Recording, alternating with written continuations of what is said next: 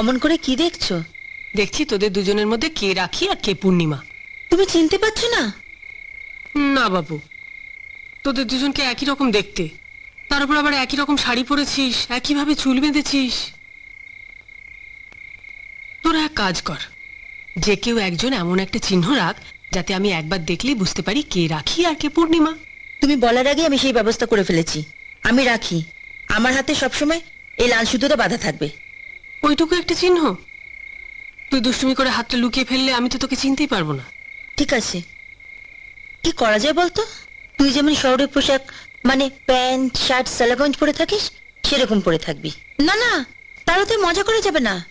তুই বরঞ্চ যেমন শাড়ি পরিস তেমন পরবি। আমি সাদার উপর ছাপানো শাড়ি পরবো। এ মা, সাদা জমির উপর ছাপানো শাড়ি তো আমার নেই। নেই তো কি হয়েছে, আমি কালই বাজার থেকে খানচারেক শাড়ি নিয়ে আসবো।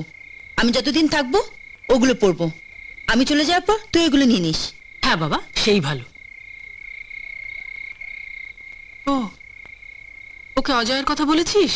অজয়কে? ওর কাছেই শুনে নিস। কেরে অজয়? এখানে এক কিকটে জমিদার আছে, তার ছেলে। সপ্তাহে একটা করে প্রেমপত্র দেবে, আর বিয়ের কথা বললে বলবে ওরে বাবা। বাবাকে কি করে বলবো? একা 4 বছর ধরে প্রেম করছে, অথচ চিঠিগুলো আছে তোর কাছে? হ্যাঁ, কয়েকটা আমাকে দে তো। কি করবি? আগে আন না দেখি।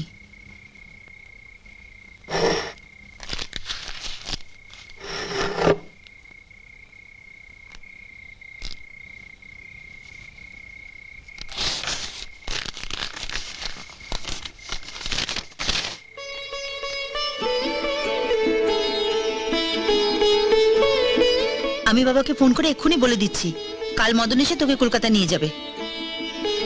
কলকাতায়? হ্যাঁ, এখানে আসার পর তো একবারও বাড়িতে যাসনি। যা, একবার অন্তত ঘুরে দেখায়। কলকাতায় যেতে আমার ভালো লাগে না। কিন্তু তুই এখানে থাকলে তো কাউকে বোকা বানাতে পারবো না। বোকা বানাবি? হ্যাঁ, তোর বিয়েটাও ফাইনাল করে ফেলবো, কিন্তু দুজনকে একসঙ্গে দেখে ফেললে সব ভণ্ডুল হয়ে যাবে। কিন্তু কলকাতায় তো আমি কিছুই চিনি না। বাবা তো আছে, তোর ভয় কিসে? তবে হ্যাঁ, তোকে কিন্তু আমার পোশাক পরে রাখি সেজে যেতে হবে। কেন?